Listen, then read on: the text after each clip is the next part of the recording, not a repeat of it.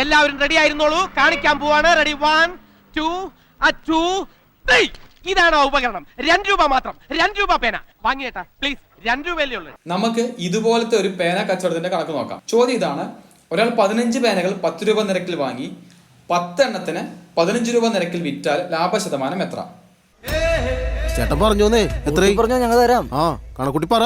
എന്നോടൊക്കെ ദൈവം ചോദിക്കടോ. 15 പേനകൾ 10 രൂപ നിരക്കിൽ വാങ്ങി. ആദ്യം ഒരു സൈഡിൽ നമ്പേഴ്സും ഒരു സൈഡിൽ അതിന്റെ വില എഴുതുക. എന്നിട്ട് വിറ്റത് 10 എണ്ണം 15 രൂപ നിരക്കിൽ വിറ്റു. ഇനി നമുക്ക് അടുത്ത സ്റ്റെപ്പിലേക്ക് പോവാം. ക്രോസ് മൾട്ടിപ്ലിക്കേഷൻ ചെയ്യാം. 15ഉം 15ഉം കൂടിച്ചാൽ എത്രയാണ്? 225 മൈനസ് ഇടുക. ശേഷം അടുത്തത് 10 × 10 എത്രയാണ്? 100 ഡിവൈഡഡ് ബൈ ഇവിടെ ഉള്ളത് അതുപോലെ താഴത്തേക്ക് എഴുതുക. 100 ഇൻറ്റു ഒരു 100 കൂടി ഇട്ട് കൊടുക്കുക. ഉത്തരമായി. നോക്കിയേ, 225 100 പോയ എത്രയാണ്? 125 ഡിവൈഡഡ് ബൈ